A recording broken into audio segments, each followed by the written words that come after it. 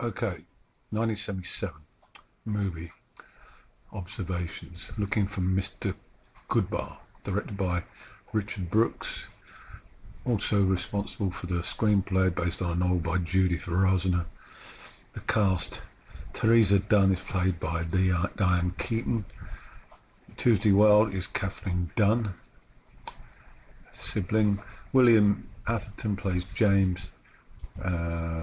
Richard Kelly is Mr. Dunn, and Richard Gere is Tony, and also in the cast Tom Berenger as Gary.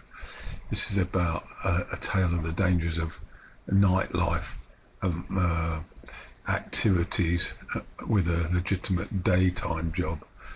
Dunn, played by Keaton, is successful and caring teacher to deaf students and nightclub visitor at night. She's there because she wants to find a man, and her behaviour is somewhat dangerous, and she gravitates easily towards men for sex.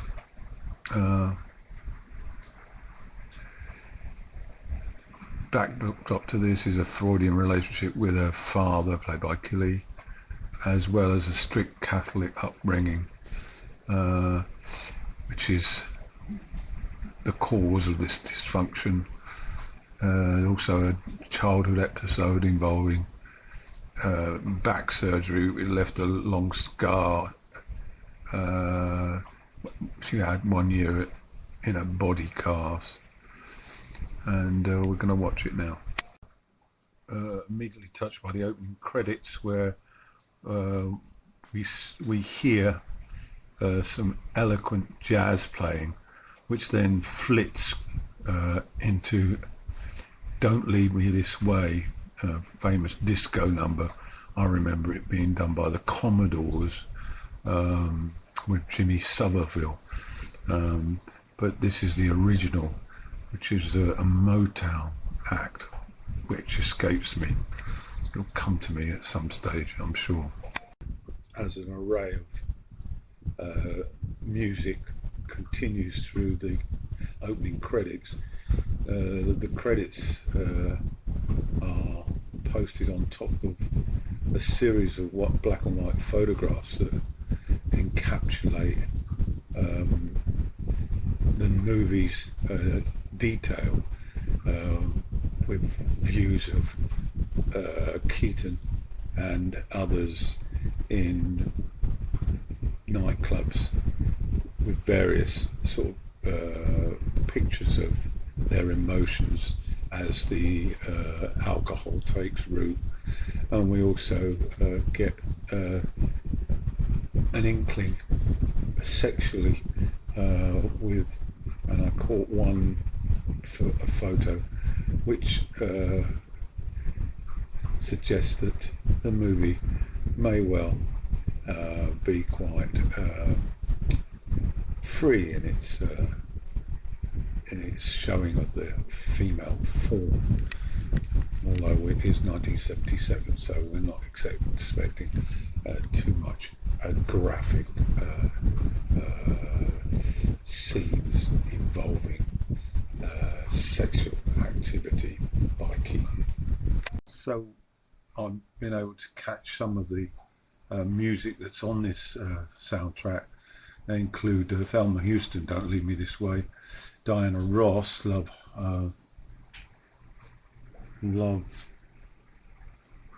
can't read it, Machine Gun by the Commodores, and a variety of other of songs. So it's for those of us of the age, I was 23 when this came out. This music has a nostalgic air to it, and of course it's very, very much synced in with nightlife disco music. Opening scene, Dunn, played by Keaton, is on the way to work on standing on a train, which is full to the brim, and she's standing next to a man who is holding a magazine, The Hustler, which was regarded at the time to be a soft porn magazine. And of course this gives the sort of hint of what's the action's likely to be further down the road. Dunn is attending a class. I thought she was on her way to work, but this is clearly she's learning English comprehension, and her teacher, as the bell rings, pulls the shutter down, and it appears that they're having a sort of a relationship of sort as they cling to each other in a soft snog. We'll see where this leads.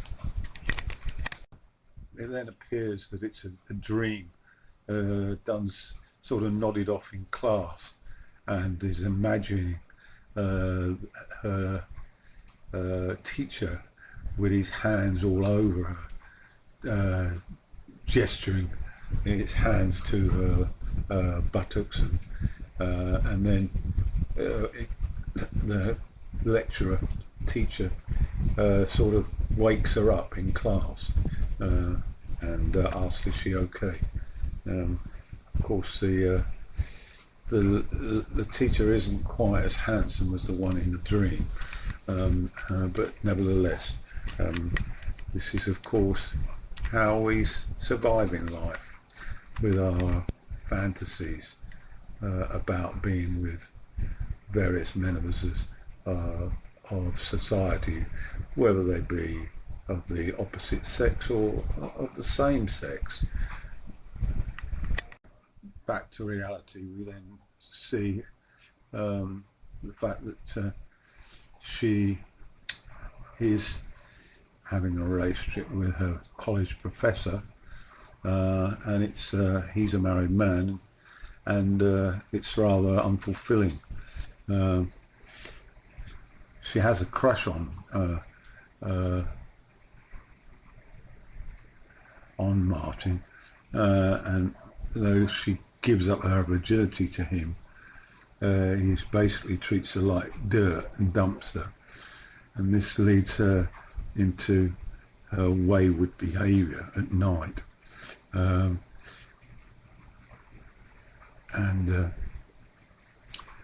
she learns that sexual pleasure and love are not necessarily joined together, and she starts to treat the other men much like her professor friend treated her, and she becoming one in charge, so to speak, of the power relationship.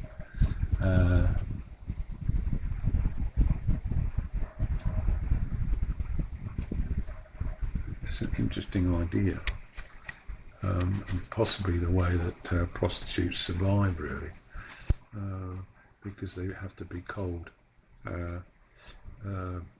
in carrying out their job activities. Brooks uses the technique of interposing black and white photographs within a scene, and the first one worth noting is when Keaton is explaining to the professor lover about the issue that affected her as a child, with regard to her back, where she ended up in a cast, and we get these sort of flashbacks through photographs of her as a young girl, and pictures in the hospital setting, and with her father sort of glaring at her. Not quite sure what the implication is there, as Keaton tells a story about the suffering that she encountered because of this physical ailment with her spine. The scene which leads to copulation looks quite dated, although the disrobing of Dunn is quite erotic, but there's no sort of cinematography to indicate the copulation, and because she was a virgin, although she denied it, she appears ignorant when he climaxes quickly, and it's all over before she's really got a taste for it. It's a bit corny, but then it's probably how a character such as herself would have viewed the scene. Cinematography, there's a paleness really to the shots. They're not in black and white, but they're hardly awash with colour. But it sort of works quite well because it creates a tone that reflects what's happening, I guess. But Dunn's naivety at assuming that the early closure on their copulation is her fault. It's an interesting plot point that Brooks has included. However, the naivety is perhaps beyond believability. But still, we're not talking about 1977. The scene on New Year's Eve when Dunn has bought a present for her boyfriend Professor, and he's in his office typing away. She arrives out the blue, and it's supposed to be an opportunity for them to, I suggest, she's seeking some sort of affection, and he's in an agitated state, and clearly he's wanting to get home to his family as it's New Year's Eve, and he's not interested at all in presents, and he's very condemning about the notion of Christmas being an event that should really be celebrated in church by those with a religious belief, which he hasn't. She's caught really stone cold by this, and it reminded me of, to some extent, of what happened in the apartment when Lemon's character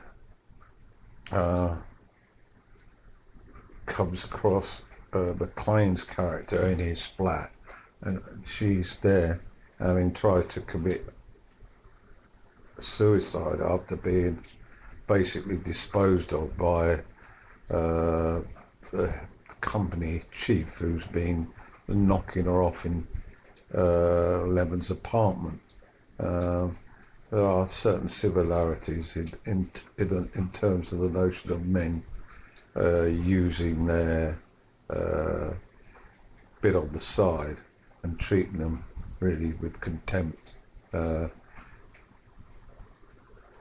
and totally devoid of any sort of feeling towards them when they leave them in the lurch. to return to their families on special occasions. Of how adept Keaton was in the lead role, we capture a scene in the classroom with the deaf and dumb students, and she's using sign language, which I had the good fortune to see in action by my mother, who had a relative who was deaf and dumb.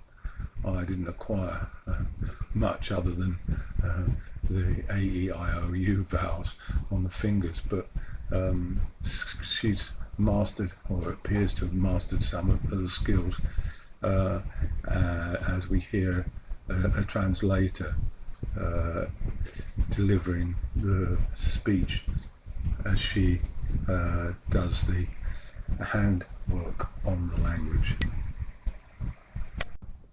Brooks seems to be adopting these dream sequences. We get another which Teresa has after being dumped by the professor. It's the end of term and he's moving on and he's moving her out. But the dream sessions are a little bit corny. We see her imagining throwing herself in front of a car, the car being driven by the professor, and ending up in a hospital with her father there. And yeah, I think they, as I read from Roger Ebert, I think they could have done without those scenes, or certainly cut them down. Brooks manages to give quite a degree of balance in the film, because we're not inundated with all the sort of dangerous antics of Keaton's character. We also get some good footage of her with her deaf children. They're not dumb, they are deaf, and how she interacts with them, and she clearly has a lot of goodness in her with these children, and I think that's quite well scripted and directed. Otherwise it could well have delivered a list of all the dangerous signs, particularly with the increased sexuality in the 70s with the birth control pill, and then of course as we crept into the 80s, the AIDS epidemic, which was initially attributed to promiscuity in relationships between young homosexuals, and then latterly heterosexuals. So I think this degree of balance is what makes the script particularly accurate, really. In this bar, she comes into contact for the first time with a very young Richard Gere, with the soundtrack Backstabbers as the bar music. We see Gere's skills as an improvisation in acting, as he maps out his sort of drumming skills on the bar with various pieces that are on the bar. And I remember him doing this in another movie called Power, when he was basically involved in a presidential election campaign as a sort of agent for the candidate. It's an extremely good movie, as is most things which Gere's fingerprints touch. But clearly he is now about to get involved briefly with Keaton's character. After Tony, played by Gere, has a quick glimpse at the book that Teresa has been half-heartedly reading, The Godfather by Mario Puzo, he then sort of eyes her up and down and says, you're good. And then continues, not like the dogs, the usual dogs in here. Talk about macho and very sexist. But then, of course, he's on the prowl, and so it's perfectly apt. He's hungry for you know what, and this time he's going to actually get all his cards on the table, but they're going to be laid out there by her, which is going to cause him a little bit of a surprise. After she sort of plays a little bit hard to get, she turns away, and when her gaze returns to where Tony is, he's gone. And he's already picked up another woman who looks more tart-like, and he's obviously playing safe and ain't prepared to hang around. But it's a brilliantly contrived little scene by Brooks, and sort of basically creates the environment for Teresa next time around when she comes in and finds Tony. She's going to be out of the blocks straight away. Then we get a little bit of politics. This young black female, who it was thought was dumb as well, Teresa manages to get her to talk, and this is witnessed by her older brother, who agrees for her to stay on for a little bit of personal care and tuition from Teresa. Later, she then takes the child back to where the family live, and of course there's a man from Social Security there who's checking in on the child's mother, and there's some evidence that she's got a man living there, and she's claiming social. So this basically leads to a situation where the welfare man is likely to report back, and the welfare will be cut because there's a man living off that welfare check. So then Teresa intervenes with the guy from Social Security, and they get into a little bit of a political dialogue about liberalism and about turning the other way, and about basically lying about the presence of this man for the benefit of the child. And as she gets out of the car, the social guy, who's now taken a fancy to Teresa, suggests that he'd like a date. But the politics, Brooks is brave enough to go down that road as well, which is welcoming.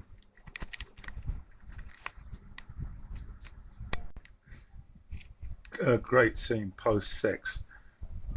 Gere and Teresa, Keaton's character, when she basically says that she needs a bit of shut-eye before morning because she works, and when she tells him she's a teacher, first grade, he can't really take it all in. And this is after we've seen a display of sort of karate style kicks and various other antics with a switchblade, which has frightened her to death prior to their sexual encounter number 2. Of course, he's a real fitness freak, and he could repeatedly deliver to the women that he goes with. But Gere and Keaton seen together has a sort of rapport and a dynamism that's definitely worth seeing. The roller coaster with Tony, Gere's character, continues into a second night. her initial protestations that he arrived late soon gets replaced by snorting cocaine, a lot of sex, and then a dream, or is it reality, about being late for work and having to apologise to the deaf children. It's all indicative of her sliding down in her ability to carry out a normal life. Her consumption of sex, late nights, drugs is taking its toll. I'm not sure that the subplot involving her sister works, but at the same time as Teresa's sliding down the hole, her sister seems to be climbing out of it as she escapes the clutches of a doomed marriage and returns home to rebuild her life after a quickie divorce. Right, movie review. These are my thoughts on watching the movie Coogan's Bluff, 1967. It's directed by Don Siegel and stars Clint Eastwood in the lead role. He plays Walt Coogan. Lee J. Cobb is Lieutenant McElroy, and he works out of New York. Coogan comes from Arizona, and he's a cop. Don Stroud is the ringer man. He's the felon that has to be transferred from New York back to Arizona. Susan Clark is a cop in New York. She plays Julie Roth, and she becomes an interest, so to speak, of Eastwood's after he arrives in New York to collect the ringer man. There are a few other members of the staff, and if I ever get to a review on camera, we will have some slides. Okay, first film that Siegel worked with Eastwood. He later went on to create, well, with Eastwood, they did the infamous Dirty Harry Callahan out of San Francisco, which was a huge hit. The plot, well, it's pretty basic stuff, really. Opens up with Coogan driving across the desert, and he's searching for a felon that's managed to escape his clutches, and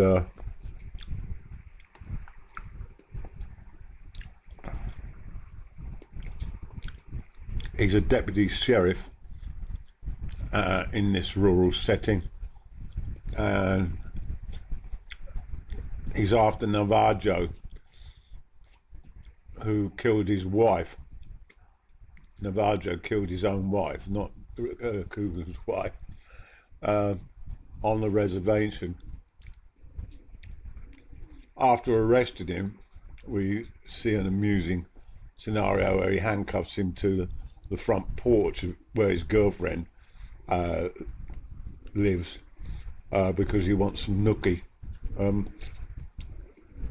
His superior finds out about this rather poor piece of professionalism and sends him on this trip to New York to collect the ringer man. And then we get the contrast of the southern drawl of Coogan amidst the New York fraternity, And that's what this film really focuses on, how Coogan, manages to maneuver his way in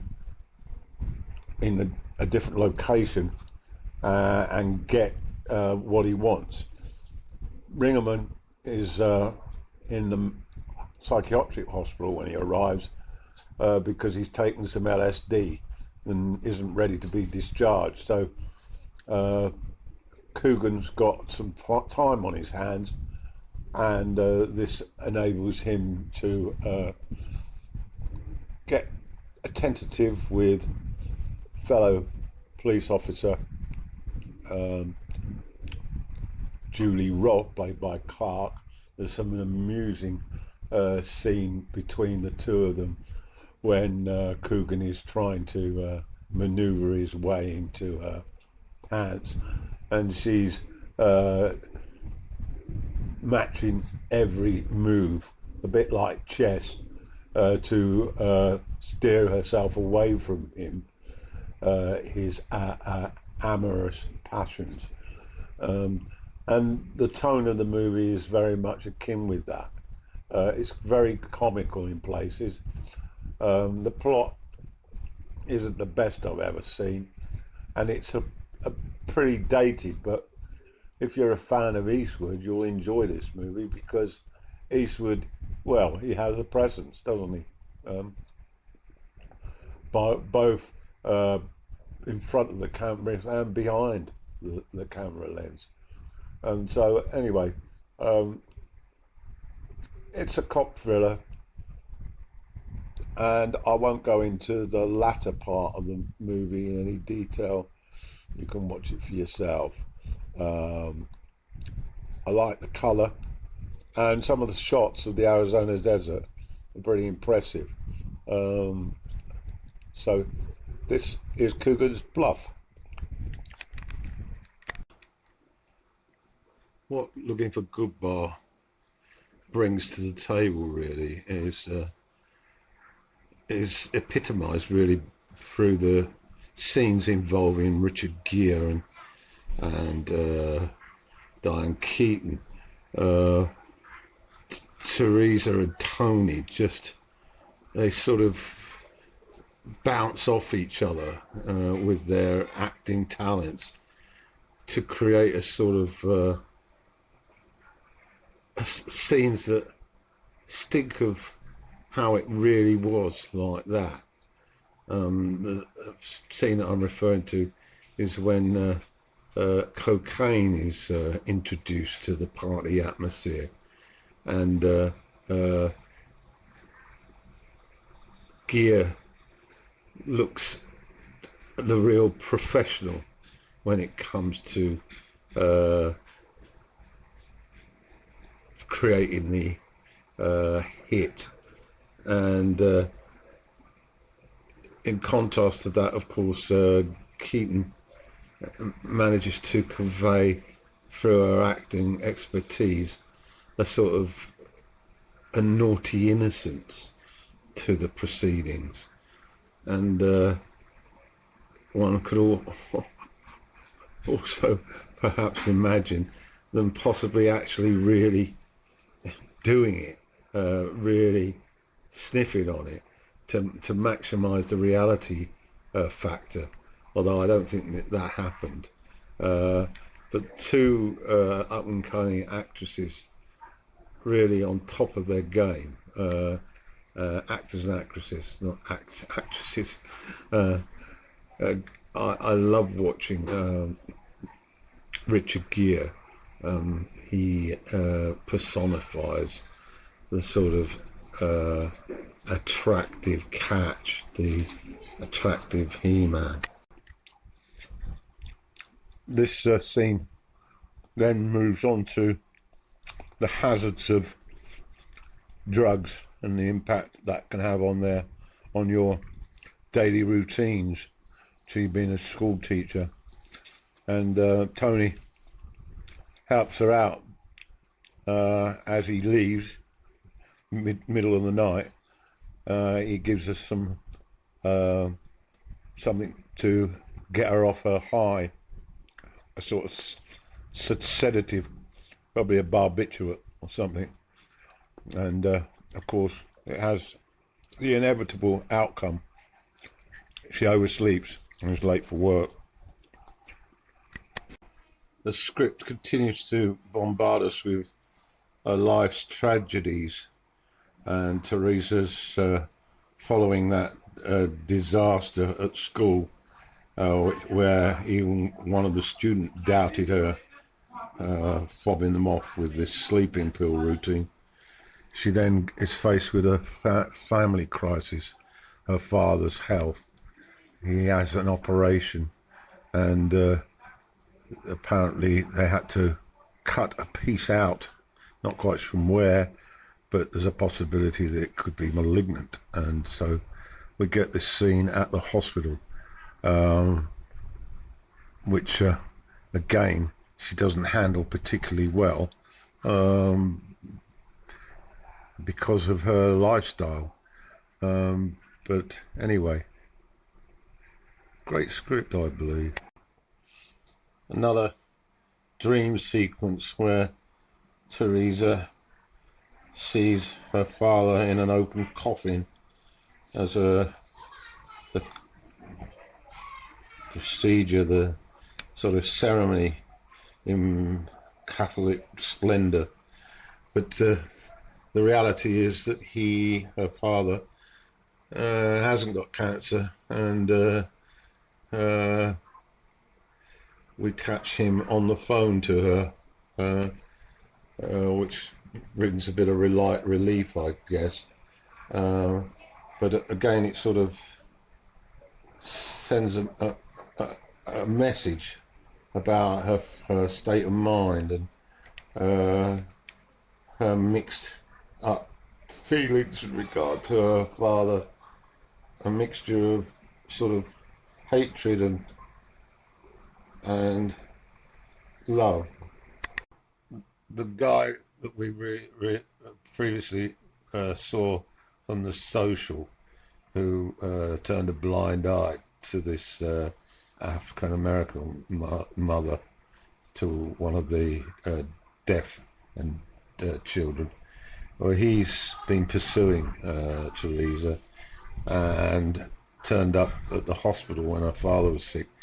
He's now putting himself in pole position to be her girl, to be her boyfriend. And there's a scene where he's at her flat and he gets into talking about his own family, and we hear him describe a scene he witnessed as a boy where his mother and father are involved in what could best described as a sort of masochistic incident that the boy overlooked. Now, whether this is fact or fiction, it gets the correct response from Teresa, and it inevitably leads to their copulation. But the script again highlighting how damaged people continue to operate in a way that's quite dangerous and continues that sort of pattern of repeating through generations, the learnt behaviour of the boy seeing his father hit his mother repeatedly, and it appears to be okay and a bit of fun, and he then starts to show his power with his early intimacy with Teresa. Humour is introduced when it appears that the social guy has difficulty getting an erection, and Teresa finds a condom unused, well, used but not used, if the case may be. And as he leaves in laughter, he points out that the whole story about his parents, he completely made it up to get a reaction from her of sort of concern and care. She's been hoodwinked again by a man who's pretty screwed up. His journey into serious drug taking takes a turn as she attempts to numb herself of all these mixed up feelings with regard to men, and she's now smoking crack cocaine and certainly sliding further and further into the mire. Again, the script is extremely powerful here, and Keaton's performance, well, she is the lead in this movie, and which is a rarity, really, as males generally take on the lead roles with females as supportive to their story that unfolds. But here, she's smack bang central to the plot, and her acting is, well, as good as it gets, really. Although, of course, we are well aware that her performance in Annie Hall and alongside Woody Allen in a number of movies is also an acknowledgement of what a great actress she is. But this is probably one of her best roles. We'll quickly go through another couple of weirdos. Teresa, that is. She goes with some guy to a hotel which offers sex movies, and she ends up getting cash. The guy's assumed she's a whore for rent. And then next up is a cop who decides to release his tensions all over her. She's sliding further and further into the quagmire. Teresa's desire to be her own woman and to show that she has strength and intention to control who she wants to be with and when she wants to be with them, starts to lose its course, and following her shacking up with some guy who's into gays as much as into women. He's interrupted by Tony, played by Gere, who returns to his girl, as he puts it, even though he's very much into quantity rather than sticking with the one girl. And of course, Teresa reacts in typical sort of negativity towards his view that he's in charge of their relationship, and it ends up as a sort of a brawl of some description, which clearly she ends up worse off. Violence takes its ugly form in terms of male physical abuse of females, and he leaves eventually uttering the C word to her and comparing her with his mother, which says so much about how he treats women. He's been mistreated, one would assume, by his mother, and has moved into adulthood with a complete disregard for the female form and decided that he wants his revenge. Teresa's relationship with Tony has moved into a dark phase as she's been exerted herself last time he came around. Although she got a bloody nose, she changed the status of the relationship, and he tries to recover his superior position, and she stands her ground, and then he sets her up. She gets a visit from the police looking for drugs, of course, to throw her life into a complete state of disarray.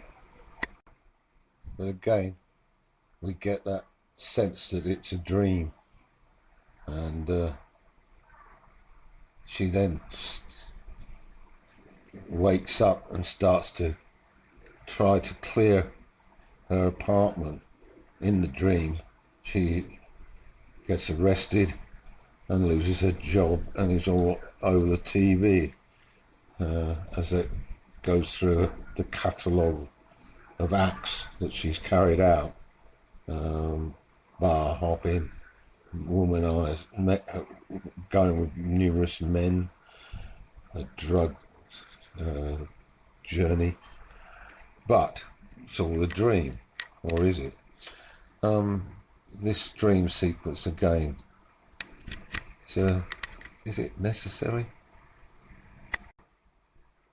This movie's sort of getting near the end now, and it sort of states clearly in my mind that the vast majority of us go through what could best be described as chaotic lives, with temptations to go down directions, go down roads that could lead to all sorts of heartbreak, and that although one can take strides to control our decision making, that doesn't necessarily lead to what we hope it will, and life's uncertainties tend to rebound, and Teresa is fighting constantly really to try and work out what she wants out of life and what is important in her life. And there's a scene with the social security guy who's emerging as one who feels quite strongly for Teresa, but he turns up with Christmas gifts, and then there's a discussion when he focuses on what is important in life, what one should believe in, what one should strive for, and he hears from Teresa that she really can't get past the instant gratification of here and now, and she has little desire to think about the future, the idea of a close relationship, family, children, and all those other pets, all those other tempting parts of life that are, for the most, within reach, but for some they become elusive. And for Teresa, it appears that because of her relationship with men and how damaged the early part of her life was with regard to men. She just can't tread the right path, and the movie has really been a collection of disasters for her with the opposite sex. The film then has probably one of the most important scenes of the movie. Teresa and her father, and they're in a state, the pair of them, and he's trying to come to terms with the fact that her lifestyle is completely alien to him, and she's trying to point out to him that the condition that she suffered with from a child, she's made inquiries about, and has come to the conclusion, which hasn't been shared, that she's got a congenital defect which has materialised to this curvature of the spine problem, and that it's an hereditary condition, and this has precipitated her decision not to have children, and that's why she's had an abortion, and that's why marriage is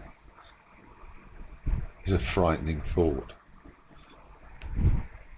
And the scene is really very powerful indeed, and the acting high quality.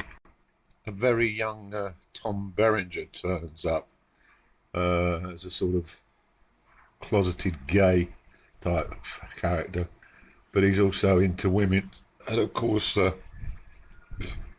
Teresa misreads him, as she has with all her men, and we then have the new year, let the new year in, let the new man in, as they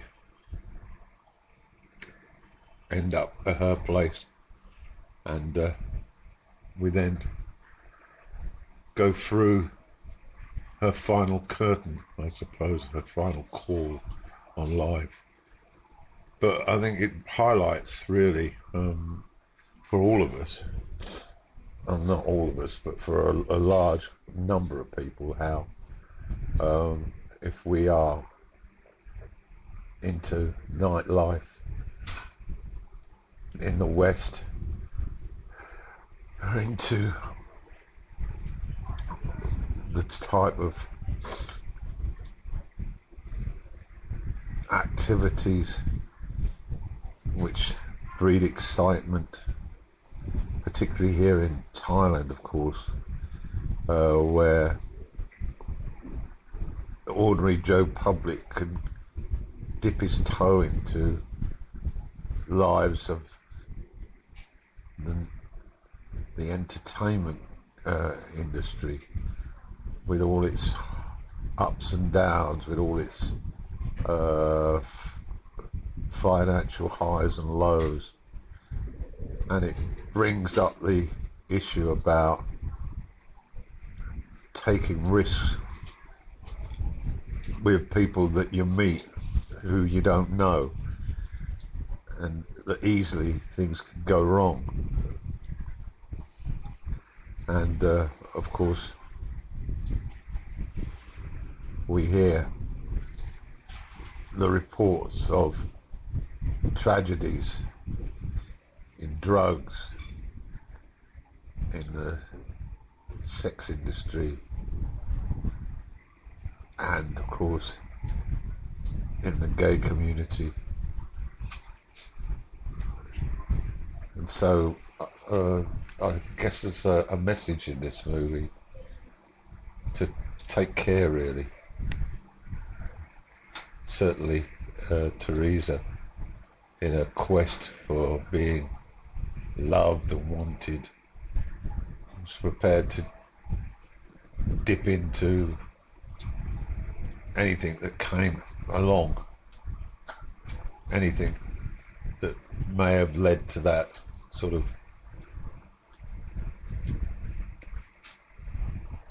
satisfactory lifestyle, that feeling of being wanted. And that's probably what this film's all about, the message of care that one should take in one striving for that type of life.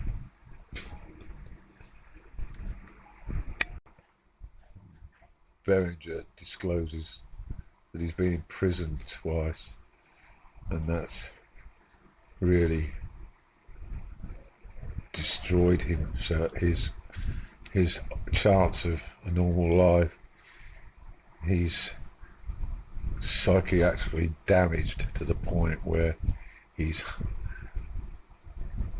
a mixture of bipolar disorder, I would suggest, and he's now with Teresa, and certainly there's lots of red flags as seen by her, the expression on her face as the scene progresses. It's not a quality of her ability to convey all these emotions within this role.